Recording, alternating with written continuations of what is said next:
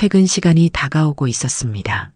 12시간 넘게 도어락 출장 수리를 다녔더니 온몸이 천근만근이었죠. 마지막 고객의 집을 나서며 생각했습니다. 이제 집에 가서 간단히 저녁이나 먹고 쉬어야겠다. 40이 넘으니 하루 종일 일하고 나면 체력이 예전 같지 않더군요. 등 뒤로 묵직한 통증이 느껴지기 시작했습니다. 차에 올라타 시동을 걸려는 순간 휴대폰이 울렸습니다. 모르는 번호였습니다. 잠시 받을까 말까 고민했지만 일단 전화를 받았습니다. 이 일을 시작한 지 15년 늦은 시간 전화는 대부분 급한 출장 요청이었으니까요. 게다가 직업상 사람들의 급한 사정을 외면하기 어려운 성격이었습니다. 여보세요. 도어락 출장 수리 박진호입니다. 안녕하세요. 도어락이 고장 난 것 같아요. 개나리 아파트 101동인데 지금 와주실 수 있을까요? 남자의 목소리는 조금 떨리는 듯 했습니다. 긴장했거나 불안한 것처럼 들렸죠. 피곤함에도 불구하고 직업 습관이 발동했습니다. 저는 항상 고객의 목소리에서 뭔가를 읽어내려고 하거든요. 15년간 이 일을 하다 보니 사람들이 왜 도어락 수리를 요청하는지 대강은 알 수 있습니다. 단순한 고장인지 아니면 다른 이유가 있는지. 이 남자의 목소리에는 분명 평범한 고장 이상의 무언가가 숨겨져 있었습니다. 몇 호세요? 그게 지금은 말씀드리기 어렵고요. 101동 앞에 도착하시면 알려드리겠습니다. 이상한 대답이었습니다. 보통 고객들은 정확한 주소와 호수를 알려주는데 이 사람은 그러지 않았어요. 직감적으로 뭔가 문제가 있다는 것을 느꼈습니다. 하지만 그의 목소리에서 절박함이 느껴졌습니다. 가슴 한구석이 불편했지만 이미 하루가 길었으니 마지막 일로 생각하고 가기로 했습니다. 알겠습니다. 40분 정도 걸릴 것 같네요. 전화를 끊고 잠시 고민했습니다. 평소라면 거절했을 수도 있어요. 하지만 그 남자의 목소리에서 느껴지는 다급함과 불안함이 마음에 걸렸습니다. 내비게이션에 개나리 아파트를 입력했습니다. 다행히 그리 멀지 않은 곳이었습니다. 불안한 마음으로 차를 출발시켰습니다. 차를 운전하는 동안 머릿속으로 여러 가능성을 생각했습니다. 열쇠를 잃어버렸을 수도 있고 집에 누군가 있는데 문이 안 열려서 그럴 수도 있습니다. 아니면 집에 들어가기 싫은 이유가 있는 것일까요? 도어락 기술자로 일하다 보면 사람들의 비밀스러운 순간들을 목격하게 됩니다. 때로는 그저 문을 열어주는 것 이상의 역할을 하게 되죠. 그리고 가끔은 그 역할이 누군가의 인생을 완전히 바꿔놓기도 합니다. 개나리 아파트 단지에 들어서자 다시 전화가 왔습니다. 그 남자였습니다. 지하 주차장으로 와주세요. 회색 아반떼 옆에 있을게요. 주차장으로 내려가는 길, 왠지 모를 긴장감이 밀려왔습니다. 이건 단순한 도어락 수리가 아닐 것 같다는 예감이 들었으니까요. 지하 주차장에 도착하자 한 남자가 서 있었습니다. 40대 초반으로 보이는 단정한 차림의 남자였어요. 얼굴은 굳어 있었고 눈에는 불안함이 가득했습니다. 정장 차림이지만 넥타이는 풀려 있고 와이셔츠는 구겨져 있었습니다. 차에서 내려 그에게 다가갔습니다. 안녕하세요. 전화 주신 분 맞으신가요? 남자는 고개를 끄덕였습니다. 네, 최성호라고 합니다. 도와주셔서 감사합니다. 그의 손은 미세하게 떨리고 있었고 이마에는 식은땀이 맺혀 있었습니다. 뭔가 심각한 일이 있다는 것을 직감했습니다. 15년 경력의 직감이 이건 단순한 도어락 수리가 아니라고 말하고 있었습니다. 온몸에 전율이 일었습니다. 어떤 문제가 있으신가요? 최성호 씨는 주변을 살피더니 낮은 목소리로 말했습니다. 실은 제가 지금 급한 사정이 있어서요. 도어락에 대해 얘기하기 전에 조금만 이야기를 들어주시겠습니까? 저는 잠시 망설였지만 고개를 끄덕였습니다. 그리고 그가 들려준 이야기는 제 예상을 훨씬 뛰어넘는 것이었습니다. 차에 기대어 서서 그의 이야기를 듣기 시작했습니다. 최성호 씨의 목소리는 담담했지만 그 속에 담긴 감정은 폭풍 같았습니다. 그는 말을 이어갔습니다. 저는 보험 설계사로 일하고 있습니다. 오늘 지방 출장을 하루 일찍 마치고 집으로 돌아왔어요. 원래는 내일 저녁에 돌아올 예정이었거든요. 그는 잠시 숨을 고르더니 계속 말했습니다. 깊은 한숨 소리가 어둠 속에서 진하게 울렸습니다. 주차장에 차를 세우고 엘리베이터를 타려는데 우리 아파트 옆에 사는 이웃분이 저를 보고 놀라시더군요. 오늘 오신다고 하지 않으셨어요? 라고요. 저는 별 생각 없이 일이 일찍 끝나서요. 라고 대답했습니다. 최성호 씨의 얼굴이 점점 굳어져 갔습니다. 형광등 불빛 아래서 그의 창백한 얼굴이 더 선명하게 드러났습니다. 그런데 그분이 이상한 말을 하셨어요. 아까 젊은 남자분이 들어가시던데 라고요. 그의 말에 저도 모르게 긴장이 되었습니다. 무슨 이야기가 이어질지 대충 짐작이 갔거든요. 이런 상황을 한두 번 겪어본 것이 아니었으니까요. 15년 동안 도어락 기술자로 일하면서 다양한 사연들을 접해왔지만 이런 상황은 언제나 가슴 아픈 일이었습니다. 처음에는 택배기사나 수리기사인가 했어요. 하지만 이웃분은 아니에요. 그 남자는 열쇠로 문을 열고 들어갔어요. 라고 하시더군요. 최성호 씨의 눈에 슬픔이 스쳐 지나갔습니다.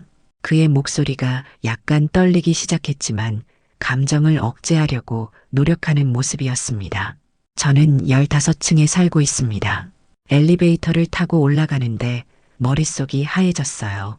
혹시 도둑이 들었나 싶기도 하고, 하지만 직감적으로 그게 아니라는 걸 알았습니다. 그는 잠시 말을 멈추고 깊은 한숨을 내쉬었습니다. 손으로 얼굴을 한번 쓸어내리고 계속 이야기를 이어갔습니다. 문 앞에 도착해서 비밀번호를 눌렀는데 작동하지 않았어요. 비밀번호가 변경된 것 같았습니다. 그래서 카드키를 꺼냈는데 이것도 작동하지 않더군요. 문을 두드렸지만 아무도 나오지 않았습니다. 최성호 씨의 손이 주먹을 꽉 쥐었습니다. 그의 관자놀이에 있는 정맥이 도드라지는 것이 보였습니다. 그때 문 안에서 소리가 들렸어요. 웃음소리였습니다. 남자와 여자의 웃음소리. 그중 하나는 제 아내의 목소리였어요. 순간 저는 숨이 멎는 듯 했습니다. 그의 상황이 눈앞에 그려졌습니다. 자신의 집 문 앞에서 안에서 들려오는 아내와 낯선 남자의 웃음소리를 듣는 그 심정이 어땠을지. 그 고통을 상상하니 가슴이 저릿해졌습니다. 귀를 문에 대고 들었습니다. 분명히 남자의 목소리가 들렸어요. 제 아내는 수진이라고 하는데 그 남자가 수진아라고 부르는 소리까지 들렸습니다. 그의 목소리가 떨렸습니다. 분노와 상처, 배신감이 뒤섞인 채 이제는 억누르려던 감정이 조금씩 표면으로 올라오고 있었습니다. 저는 문을 열고 싶었습니다. 하지만 아내가 비밀번호를 바꿔놓았고 카드키도 작동하지 않았어요. 아마도 이중잠금을 해놓은 것 같았습니다. 어떻게든 들어가야 했습니다. 최성호 씨는 주머니에서 신분증을 꺼내 저에게 보여주었습니다. 운전면허증에는 분명 개나리 아파트 101동 1512호라고 적혀 있었습니다. 이게 제 신분증입니다. 제가 정말 이 집 주인이라는 걸 증명하고 싶어요. 그리고 문을 열어주셨으면 합니다. 제 아내가 지금 누구와 있는지 확인하고 싶습니다. 저는 그의 신분증을 자세히 살펴봤습니다. 분명 그가 말한 아파트 주소와 이름이 일치했습니다. 하지만 이런 상황에서 제가 문을 열어줘도 되는 건지 망설여졌습니다.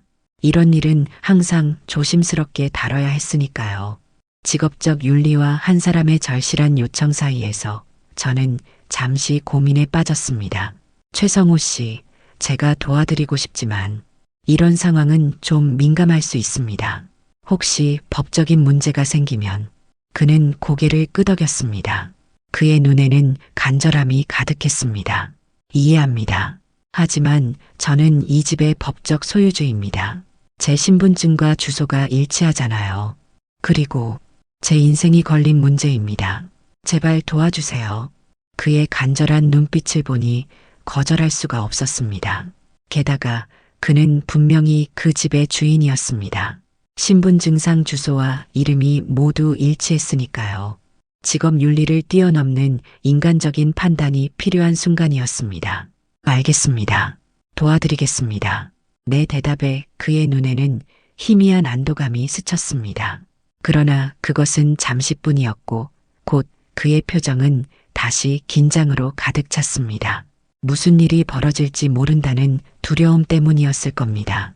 도구 가방을 들고 최성호 씨를 따라 엘리베이터로 향했습니다. 심장이 빠르게 뛰기 시작했습니다.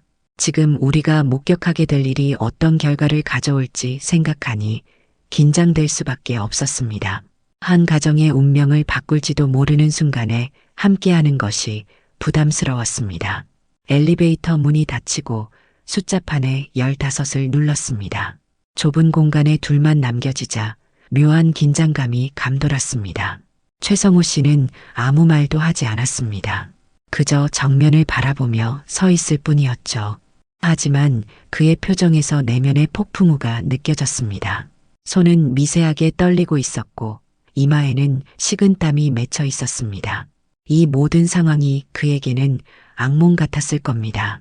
1, 2, 3, 4 층수를 나타내는 숫자가 하나씩 올라갔습니다. 평소에는 금방 지나갈 시간이 지금은 마치 영원처럼 느껴졌습니다.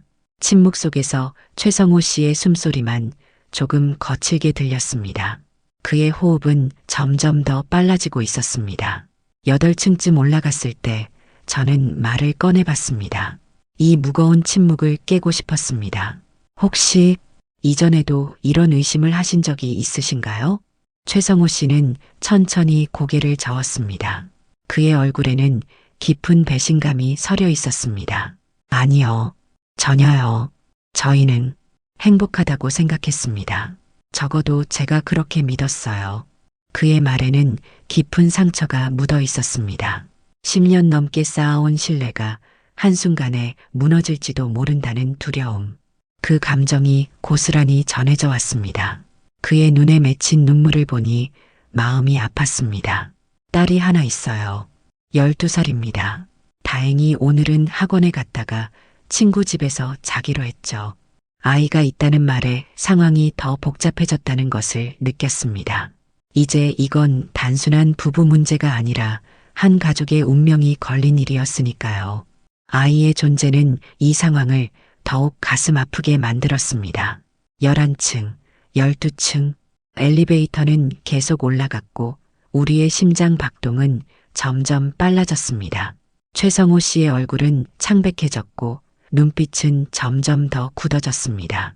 그는 무언가를 각오하는 듯한 표정이었습니다. 마치 깊은 심연으로 뛰어들기 직전의 다이버처럼 말입니다. 14층에 도착했을 때 최성호 씨가 문득 물었습니다. 그의 목소리는 거의 속삭임처럼 낮았습니다. 이런 경우 많이 보셨나요? 저는 잠시 망설이다가 솔직하게 대답했습니다. 가끔은요. 이 일을 15년 하다 보니 다양한 상황을 봤습니다. 그럼 어떻게 되던가요? 그 후에 저는 말을 고르려 했지만 적당한 위로의 말이 떠오르지 않았습니다. 사실 이런 상황 후에는 대부분 가정이 무너지는 경우가 많았으니까요. 하지만 그런 말을 지금 할 수는 없었습니다. 이미 충분히 상처받은 사람에게 더 큰 상처를 줄 필요는 없었습니다. 사람마다 다릅니다. 중요한 건 침착하게 대처하는 겁니다. 그는 고개를 끄덕였지만 눈빛은 이미 다른 곳을 향하고 있었습니다. 아마도 곧 마주하게 될 현실에 대한 두려움과 분노가 그의 마음을 지배하고 있었을 겁니다. 엘리베이터가 15층에 도착했습니다. 문이 열리자 조용한 복도가 우리를 맞이했습니다. 밤 시간이라 층 전체가 조용했고 희미한 조명만이 긴 복도를 밝히고 있었습니다. 최성호 씨는 깊게 숨을 들이마시고는 앞장서서 걸었습니다. 저는 도구 가방을 들고 그 뒤를 따랐습니다. 우리의 발소리만이 적막한 공간에 울려 퍼졌습니다. 1512호 앞에 도착했을 때 우리는 동시에 멈춰섰습니다. 문 안쪽에서 웃음소리가 들렸습니다. 여자의 웃음소리와 함께 낮은 남자의 목소리, 그리고 이어지는 여자의 목소리. 소리는 작았지만 조용한 복도에서는 충분히 들을 수 있었습니다. 오늘 정말 좋았어. 다음에 또 만나자. 최성호 씨의 얼굴이 순간 일그러졌습니다. 그는 이를 꽉 물고 주먹을 꽉 쥐었습니다. 눈에는 분노와 배신감, 그리고 깊은 상처가 가득했습니다. 그의 온몸이 긴장으로 굳어버린 것 같았습니다. 그의 호흡 소리가 거칠어졌습니다. 열어주세요. 최성호 씨의 목소리는 떨리면서도 단호했습니다. 더 이상의 망설임은 없어 보였습니다. 저는 고개를 끄덕이고 도구 가방을 열었습니다. 디지털 도어락을 열기 위한 특수 드릴을 꺼내 들었습니다. 이제 몇 분 안에 진실이 드러날 것입니다. 그리고 그 진실은 한 가정의 운명을 바꿔놓을지도 모릅니다. 이 순간 제가 하는 일이 옳은 것인지 다시 한번 의문이 들었지만 이미 되돌릴 수는 없었습니다. 저는 조심스럽게 도어락의 드릴을 가져다 대었습니다. 손이 약간 떨렸지만 15년의 경험이 있었기에 곧 안정을 찾았습니다. 이 일에 감정을 개입시키면 안 된다고 스스로에게 말했습니다. 지금 저는 그저 제 일을 하는 것뿐입니다. 비록 그 결과가 누군가의 인생을 완전히 바꿔놓을지라도 직업에는 감정이 없어야 했습니다. 드릴 소리가 조용한 복도에 울려 퍼졌습니다. 시간은 마치 느려진 것처럼 느껴졌고 최성호 씨의 굳은 표정과 빠른 심장 박동이 역력했습니다. 1분 남짓한 작업 끝에 마침내 딸깍 소리와 함께 도어락이 열렸습니다. 하지만 안쪽의 유리 중문은 여전히 잠겨 있었습니다. 마지막 장벽만이 남아 있었습니다. 유리 너머로 거실이 보였습니다. 은은한 조명 아래 소파에 기대어 앉아 있는 두 사람의 실루엣이 선명하게 보였습니다. 한 여자와 한 남자.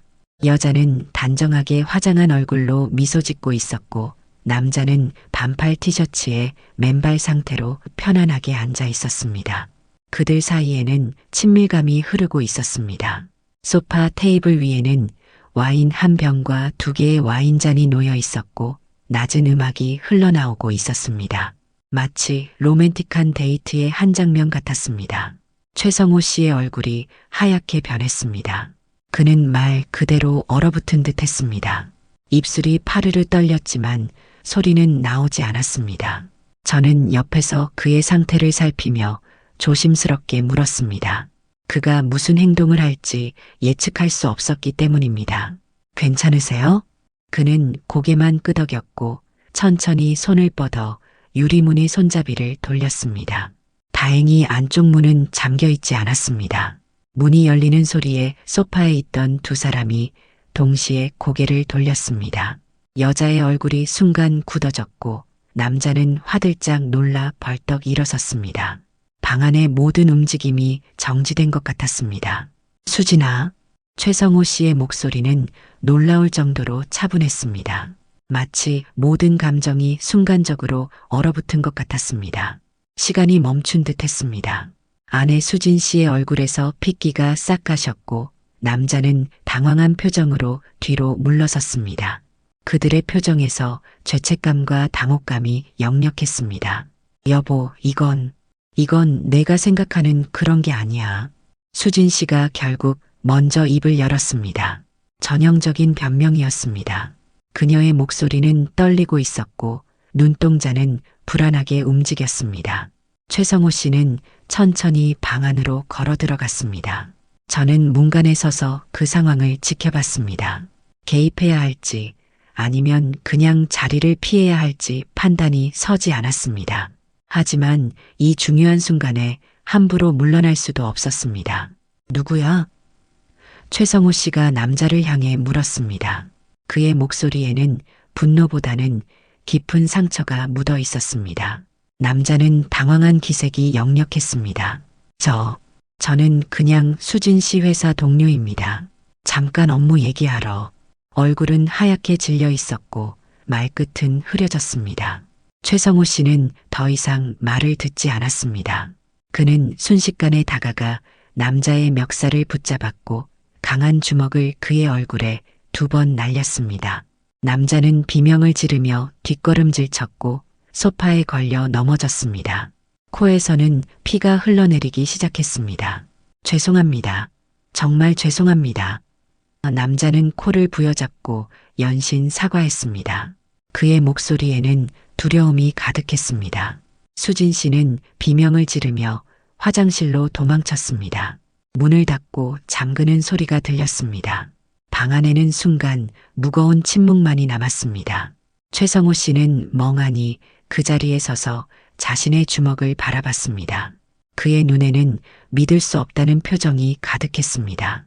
10년 넘게 함께한 아내가 자신의 집에서 낯선 남자와 함께 있는 모습을 목격한 충격이 그대로 전해져 왔습니다. 그의 세계가 무너지는 순간이었습니다. 남자는 급하게 자신의 신발과 가방을 챙겼습니다. 정말 죄송합니다. 다시는 이런 일 없을 겁니다. 그는 연신 사과하며 문으로 향했습니다. 그의 옷에 와인이 쏟아져 붉은 얼룩이 져 있었습니다. 최성호 씨는 그를 막지 않았습니다.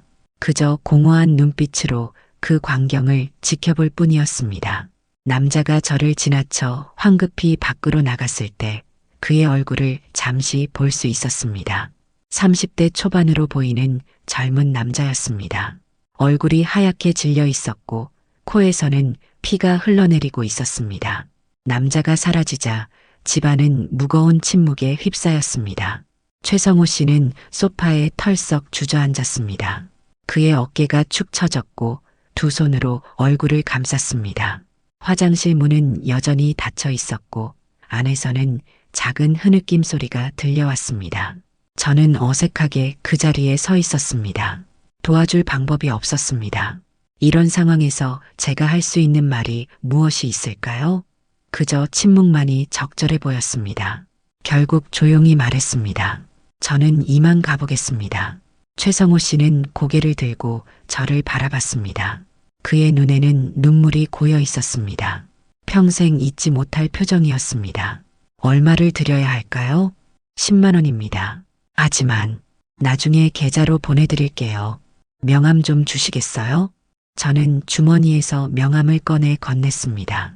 최성호 씨는 명함을 받아들고 작게 고개를 끄덕였습니다. 그것이 감사의 표시인지 아니면 그저 기계적인 동작인지 알 수 없었습니다. 집을 나서면서 마지막으로 뒤돌아보았습니다. 최성호 씨는 여전히 소파에 앉아 있었고 화장실 문은 닫힌 채였습니다. 한 가정이 무너지는 순간을 목격한 것 같아 마음이 무거웠습니다. 그저 제 일을 한 것뿐인데도 이상하게 죄책감이 밀려왔습니다. 엘리베이터를 타고 내려오면서 생각했습니다. 과연 저들은 이 일 이후에 어떻게 될까? 그리고 한 가지 더 궁금했습니다. 과연 진실을 알게 된 것이 최성호 씨에게 더 나은 선택이었을까? 답을 알 수 없는 질문들이었습니다. 그날 이후로 한 달 정도가 지났습니다. 최성호 씨에 대한 생각이 가끔 머릿속을 스쳐 지나갔지만 여전히 계좌로 돈이 들어오지는 않았습니다. 뭐 그럴 수도 있는 일이라 생각하고 크게 신경 쓰지 않았습니다. 그 상황에서 도어락 수리비는 아마 그의 머릿속에서 완전히 잊혀졌을 테니까요. 평소처럼 저녁 무렵 가게를 정리하고 있을 때였습니다. 문이 열리며 한 남자가 들어왔습니다. 처음에는 누군지 몰랐지만 자세히 보니 최성호 씨였습니다. 한 달 전보다 훨씬 야위어 보였고 눈 밑에는 다크서클이 짙게 내려앉아 있었습니다. 하지만 그의 눈빛은 전과 달리 맑고 단단해 보였습니다.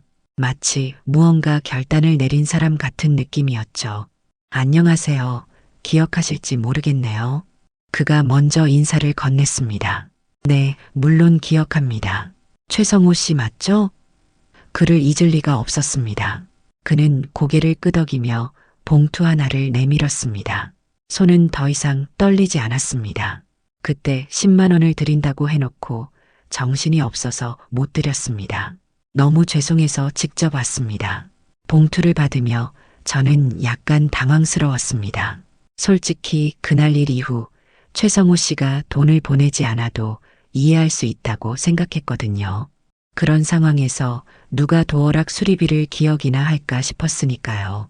괜찮습니다. 이렇게 직접 찾아오시다니. 그는 잠시 주변을 둘러보더니 말했습니다. 실은 그날 이후 이야기를 좀 들려드리고 싶어서요. 시간 괜찮으시면 커피 한 잔 하시겠어요? 무슨 이야기를 하고 싶은지 궁금했습니다. 게다가 이미 가게 정리도 거의 끝난 상태였고요. 저는 고개를 끄덕였습니다. 좋습니다. 여기 근처 카페가 있어요. 가게 문을 닫고 함께 걸어 나왔습니다. 근처 작은 카페로 들어가 자리에 앉자 최성호 씨는 깊은 한숨을 내쉬었습니다. 그의 표정에는 피로함과 동시에 어떤 결연함이 느껴졌습니다. 이혼 소송 바로 걸었습니다. 그리고 상간남 소송도요. 변호사 통해서 다 진행했어요. 그의 담담한 목소리에서 결연함이 느껴졌습니다. 이건 충동적인 결정이 아니라 깊은 고민 끝에 내린 결단이라는 것을 알 수 있었습니다. 그는 커피잔을 두 손으로 감싸 쥐었습니다. 아내는 바로 짐 싸서 친정으로 갔고 딸은 저랑 지냅니다. 아빠가 올 때마다 머리 쓰다듬어줘요. 기특한 아이죠. 그의 목소리가 살짝 떨렸습니다. 딸 이야기를 할 때마다 그의 눈에 복잡한 감정이 스쳐 지나갔습니다. 사랑과 미안함, 그리고 보호하고 싶은 마음이 뒤섞인 듯 했습니다. 그의 손가락이 커피잔 테두리를 천천히 어루만지고 있었습니다. 아이에게 진실을 다 말했나요? 조심스럽게 물었습니다. 네, 나이에 맞게 설명했어요. 12살이지만 이해력이 좋아서 엄마가 다른 남자를 사랑하게 되어 우리 집을 떠났다고요. 물론 구체적인 상황은 말하지 않았습니다. 최성호 씨는 커피를 한 모금 마시고 계속 말을 이어갔습니다. 처음에는 울기만 했어요. 아이가 한 일주일은 학교도 안 가고 방에만 있었습니다. 하지만 이제는 조금씩 적응하고 있어요. 저도 마찬가지고요. 그의 담담한 어조에서 강인함이 느껴졌습니다. 쓰러져도 다시 일어서는 사람, 어떤 상황에서도 앞으로 나아가는 사람이라는 인상을 받았습니다. 그는 잠시 창밖을 바라보다 다시 저를 향해 시선을 돌렸습니다. 아내에게도 그냥 넘기지 않았습니다. 불법 촬영 증거, 도덕적 해이, 양육권 포기 모두 기록했습니다. 그의 말에 깜짝 놀랐습니다. 그런 준비까지 했다니 그가 얼마나 철저하게 이혼을 준비했는지 알 수 있었습니다. 감정적인 대응이 아닌 철저히 준비된 법적 대응이었습니다. 아내는 보험업계에서 일했는데 퇴출당했습니다. 제가 그녀의 지점장에게 영상과 녹취록을 제시했거든요. 업무상 위계 문제까지 더해져 징계 해고됐습니다. 최성호 씨의 눈에는 감정이 없었습니다. 마치 타인의 이야기를 하는 것 같은 냉정함이 느껴졌습니다. 그가 이 한 달 동안 얼마나 큰 상처를 견뎌내야 했는지를 짐작할 수 있었습니다. 그리고 친정 부모에게도 영상이 전달됐어요. 딸은 아예 연락을 끊었고요. 그 여자 지금 고향에서도 뒷말이 많대요. 이젠 어디 갈 데도 없을 겁니다. 저는 그의 복수가 생각보다 철저하다는 것에 약간 놀랐습니다. 하지만 한편으로는 이해가 됐습니다. 그만큼 그가 받은 상처가 컸다는 의미니까요. 그의 얼굴에는 후회의 기색이 전혀 없었습니다. 다 털어놓으니 마음이 좀 가벼워지네요. 그가 쓴웃음을 지었습니다. 그날 그 도어락이 열리지 않았다면 저는 아직도 속고 살았겠죠. 그래서 감사하다고 말씀드리고 싶었습니다. 저는 그의 말에 어떻게 반응해야 할지 몰랐습니다.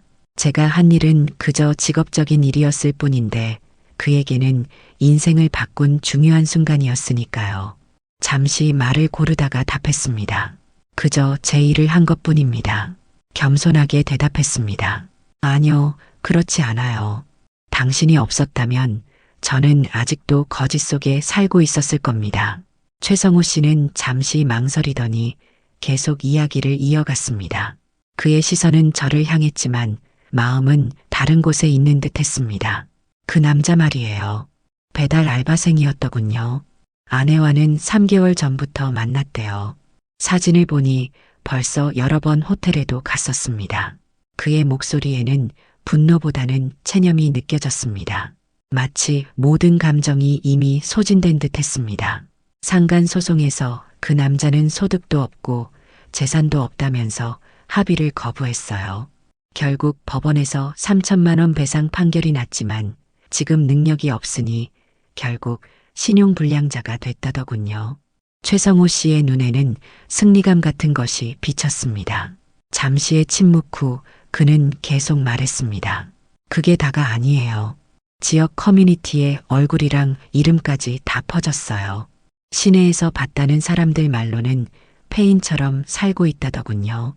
다니던 알바도 쫓겨났고 어디 가도 손가락질 받고 소셜 미디어에는 그 남자 사진이랑 함께 이 사람 맞나요? 이런 댓글이 올라오고요. 그의 말에 저는 복잡한 심정이 들었습니다. 한편으로는 이런 철저한 복수가 정당하다고 생각되기도 했지만 다른 한편으로는 그것이 또 다른 비극을 낳을 수도 있다는 우려도 들었습니다. 지금은 자기 고향으로 도망쳤다는 소식을 들었어요. 서울에선 더 이상 버티기 힘들었나 봐요. 최성호 씨는 시계를 확인했습니다. 시간이 꽤 흘렀군요. 이제 가봐야 할 것 같네요. 딸이 기다리고 있을 테니까요. 그가 자리에서 일어났고 저도 따라 일어났습니다. 카페를 나서며 최성호 씨는 마지막으로 말했습니다. 새 출발을 하려고 합니다. 딸과 함께 다른 도시로 이사갈 계획이에요. 모든 것을 새로 시작하려고요. 그로부터 2달이 지났습니다.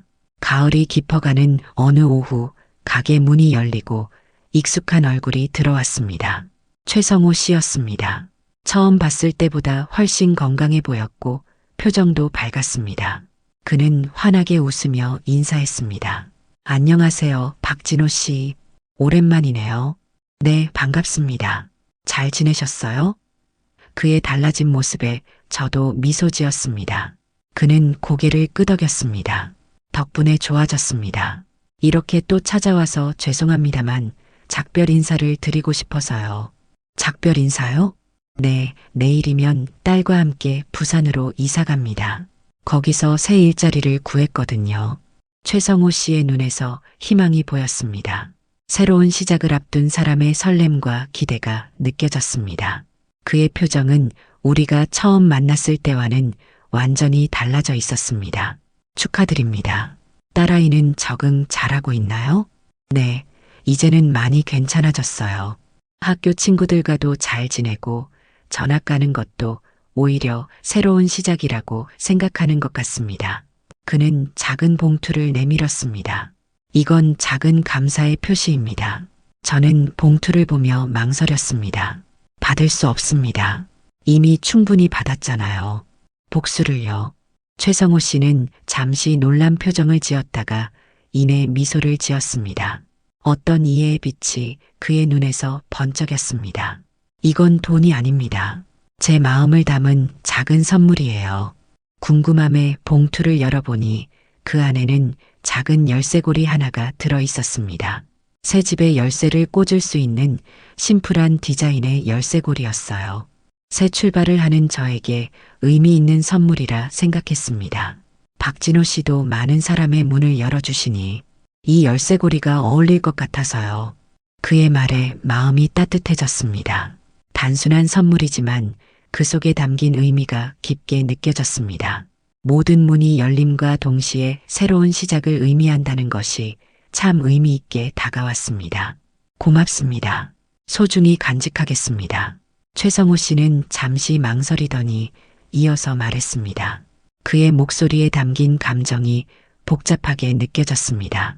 전 아내에 대한 소송을 취하했습니다. 그의 말에 놀랐습니다. 그토록 철저하게 복수를 진행하던 사람이 갑자기 소송을 취하했다니요. 마치 다른 사람을 보는 것 같았습니다. 이유가 있으실 것 같은데요. 네, 아내가 진심 어린 사과를 했거든요. 딸아이한테도 용서를 구하고 정말 많이 반성하는 것 같았어요. 그래서 이제는 더 이상의 복수는 의미가 없다고 생각했습니다. 최성호 씨의 눈에서 평온함이 느껴졌습니다. 그는 계속해서 말했습니다. 목소리는 차분했지만 단단했습니다. 상간남에 대한 소송도 취하했어요. 그가 자살을 시도했다는 소식을 듣고 더 이상 그를 몰아붙이는 것은 제 양심이 허락하지 않더군요.